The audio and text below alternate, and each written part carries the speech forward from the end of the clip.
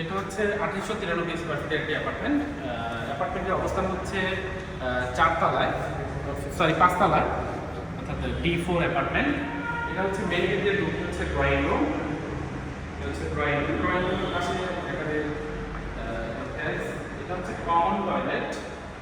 একটা অ্যাপার্টমেন্টের বিশেষ যে জিনিসটা দরকার সেটা হচ্ছে কমন একটা টয়লেট। কমন টয়লেটের পাশে হচ্ছে কমন বেডরুম, যেটা গেস্ট বেডরুম। এটা হচ্ছে guest bedroom, common toilet, guest bedroom and কি ড্রয়িং রুম একসাথে। এটা হচ্ছে কিচেন। আমরা কিচেন থেকে একটু শুরু করি।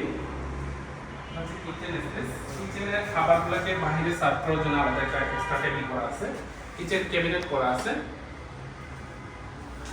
এই পাশে হচ্ছে সার্ভেন্ট টয়লেট এবং কি সার্ভেন্ট বেডরুম, আসলে লাগবে না। এটা হচ্ছে dining space, third bedroom. Third বেডরুমের সাথে একটা বারান্দা আছে। ওই থার্ড বেডরুমের মধ্যে ছোট ক্যাবিনেট করা আছে এবং এখানে একটা ক্যাবিনেট করা আছে যেটা ড্রেসিং রুমের জন্য। এটা হচ্ছে থার্ড বেডরুমের ওয়াশরুম।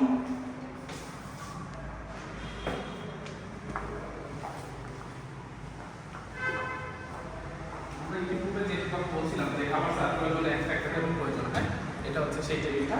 এখানে ডাইনিং স্পেস, ডাইনিং করতে পারবেন এবং এখানে বেসিং আছে, বেসিং এ হাত ওয়াশ করার জন্য।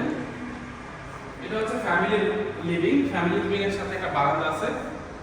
যেহেতু এটা ফ্রন্ট ভিউ অর্থাৎ ফ্রন্ট সাইডের অ্যাপার্টমেন্ট, সেজন্য রোড সাইড অ্যাপার্টমেন্ট, তো সম্পূর্ণ যথেষ্ট পরিমাণ আলো বাতাস আছে আর কি। এটা হচ্ছে মাস্টার বেডরুম। মাস্টার বেডরুমের মধ্যেও ড্রেসিং রুমে ক্যাবিনেট করা আছে। এর হচ্ছে মাস্টার বেডরুমে ড্রেসিং রুমের ক্যাবিনেট আছে। Master bedroom, master bedroom toilet, এটা হচ্ছে মাস্টার বেডরুম। মাস্টার বেডরুমের সাথে একটা বারান্দা আছে এবং এই পাশে বারান্দা, এই পাশে বারান্দার কারণে যথেষ্ট পরিমাণ আলো বাতাস আছে। এটা হচ্ছে সেকেন্ড মাস্টার বেডরুম। এটা হচ্ছে second master bedroom. Second master বেডরুমের মধ্যে বারান্দা নেই, বাট বারান্দা পরিসর জায়গা আছে, জানালা আছে। এই পাশে একটা জানালা আছে, এই পাশে একটা জানালা আছে। যথেষ্ট পরিমাণ সানলাইট পাওয়া যায় এবং ক্যাবিনেট করা আছে। সেকেন্ড মাস্টার বেডরুমের মধ্যে ড্রেসিং রুম আছে, ড্রেসিং এর ক্যাবিনেট করা আছে। এই পাশে হচ্ছে সেকেন্ড মাস্টার বেডরুমের টয়লেট।